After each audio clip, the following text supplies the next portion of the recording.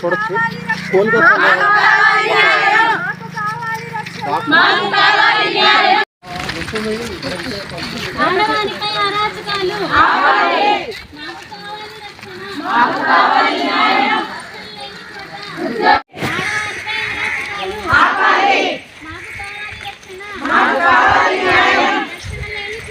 ఉద్యోగం లేదు.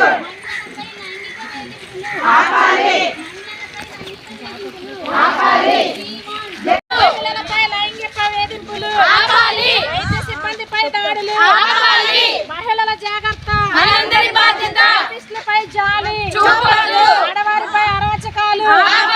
ఈ రోజు మౌమిత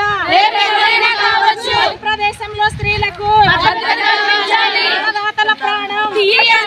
మాకు కావాలి రక్షణ, రక్షణ లేని చోట మహిళలపై లైంగిక వేధింపులు, వైద్య సిబ్బందిపై దాడులు, మహిళల జాగ్రత్త, రేపిస్టులపై జాలి, వారిపై అరాచకాలు. ఈ రోజు మౌమిత దేశాల్లో స్త్రీలకు అన్నదాతల ప్రాణం. మాకు కావాలి రక్షణ, రక్షణ లేని చోట. ఇక్కడైతే నర్సులు అయితే చనిపోయిన అమ్మాయికి న్యాయం చేయాలి, వాళ్ళ కుటుంబాన్ని ఆదుకోవాలి.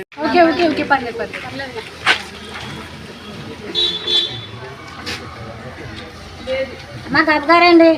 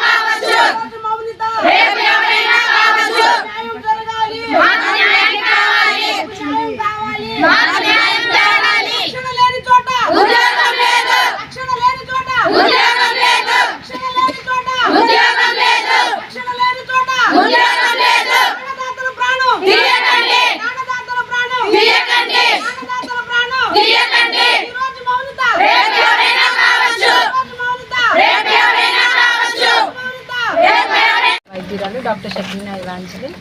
మొన్న 9వ తారీఖు నైట్ ఆర్జీకర్ మెడికల్ కాలేజ్ డ్యూటీలో ఉన్న రెసిడెంట్ డాక్టర్ మౌమిత దేవ్దాస్ని అత్యంత కిరాతకంగా, అమానవీయంగా 2 కాళ్ళు విరిచేసి బాడీలో ఒక్క పార్ట్ నుంచి కూడా బ్లడ్ రావట్లేదు అని చెప్పడానికి లేకుండా అత్యంత కిరాతకంగా పోస్ట్ మార్టం రిపోర్ట్స్ని బట్టి 10 మంది కలిసి అత్యాచారానికి విషయమే.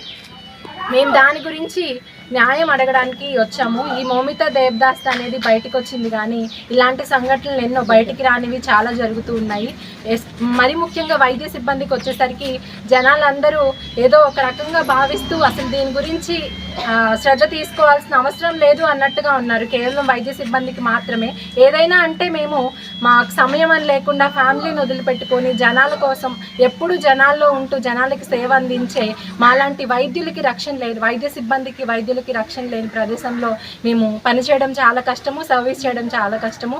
దేవుళ్ళుగా కొలిచే ఈ ఎక్కడైనా డాక్టర్స్ని దేవుడి తర్వాత దేవుడు అనే సాంప్రదాయం మాటల వరకే అన్నట్టుగా దీన్ని చూస్తే కనిపిస్తూ ఉంది.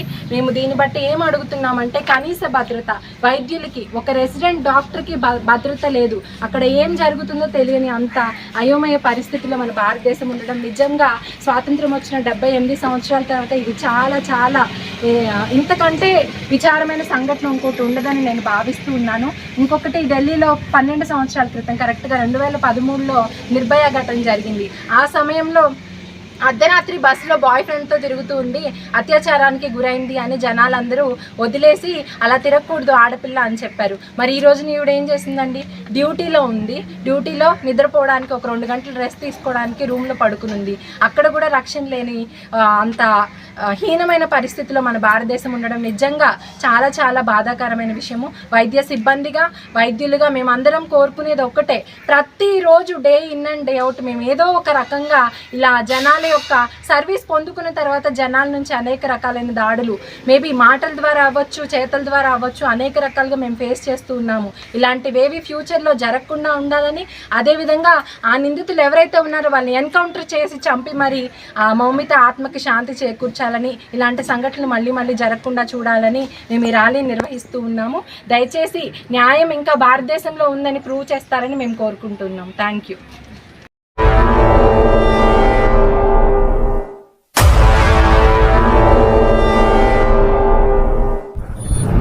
ప్రజా టీవీ, ప్రజాపక్షం, ప్రజల కోసం.